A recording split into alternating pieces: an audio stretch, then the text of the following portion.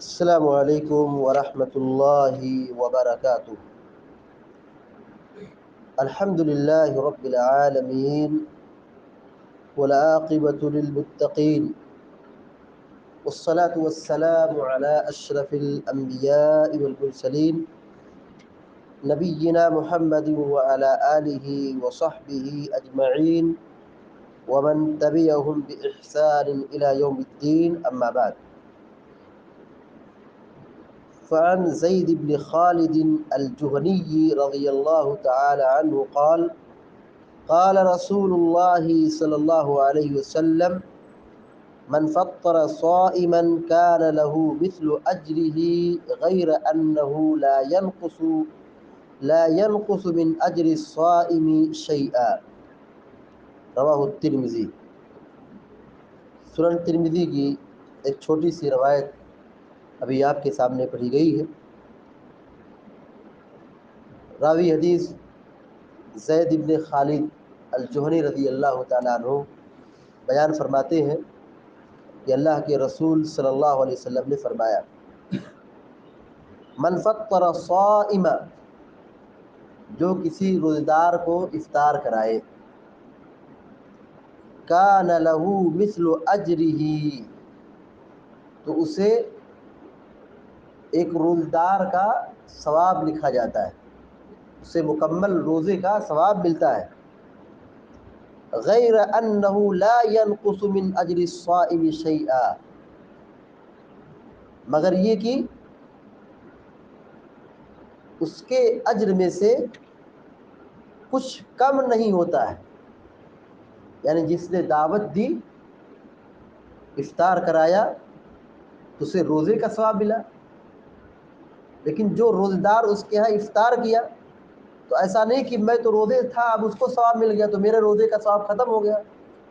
روزے کے ثواب میں کم نہیں ہوگا، کچھ بھی اس میں سے کمی نہیں کی جاتی۔ اللہ تبارک و تعالیٰ دونوں کو ان کی نیکی کا مکمل اجر دیتا ہے۔ جو روزہ افطار کرایا ہے اسے افطار کا ثواب لکھتا ہے، روزے دار کو روزے کا ثواب ملتا ہے۔ تو افطار کرانے کا ثواب یہ ہے کہ افطار کرانے والا گویا روزہ رکھنے کے مانند ہو جاتا ہے۔ فی نفسی، اگر وہ روزے سے ہے، جیسے رمضان کا مہینہ ہے وہ روزے سے ہے تو اسے روزے دار کا ثواب ڈبل ہو جاتا ہے۔ یعنی یہ ایک اس کے خود کا روزہ، دوسرا یہ کہ جس کو اس نے افطار کرایا اس کا ثواب۔ یعنی یہ ایسی نیکی ہے کہ کام تو اس میں کم لگتا ہے، کوشش اور محنت کم ہے، خدمت کم ہے، لیکن اجر و ثواب بہت زیادہ ہے۔ یعنی ایک روزہ دار کو ہم افطار کرائے، اس میں کیا خرچ آ سکتا ہے ہم سمجھ سکتے ہیں، لیکن ایک آدمی صبح صادق سے روزہ رکھا ہے اور وہ سورج ڈوبنے تک بھوکا پیاسا رہتا ہے، یہ عبادت ہو رہی ہے۔ 15 گھنٹے 14 گھنٹے موسم کی تبدیلی کے ساتھ 17 گھنٹے تک آدمی روزہ رکھتا ہے، یہاں آدمی تھوڑا سا مال خرچ کیا ہے کہ روزے دار کا ثواب اسے مل جاتا ہے۔ تو اس حدیث میں یہ ترغیب دلائی جا رہی ہے کہ ہمیں اور آپ کو چاہیے کہ ہم روزے دار کو افطار کرائیں۔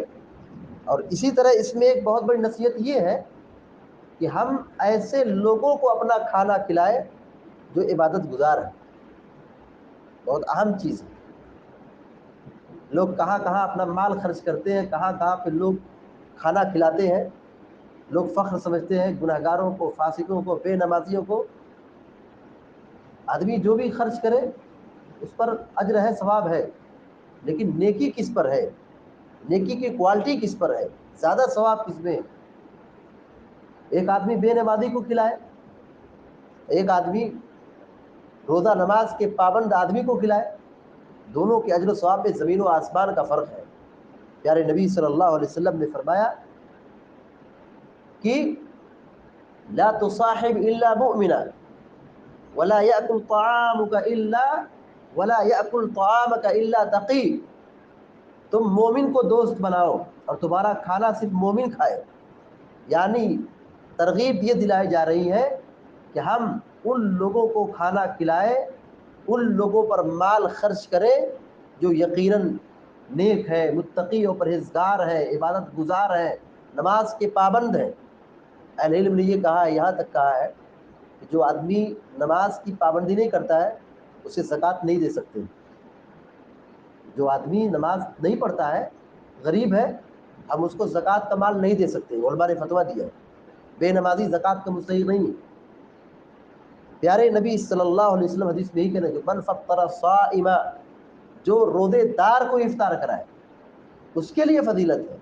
یہیں پر ایک نصیحت یہ بھی کی گئی، نیک لوگوں کو کھلانا چاہیے۔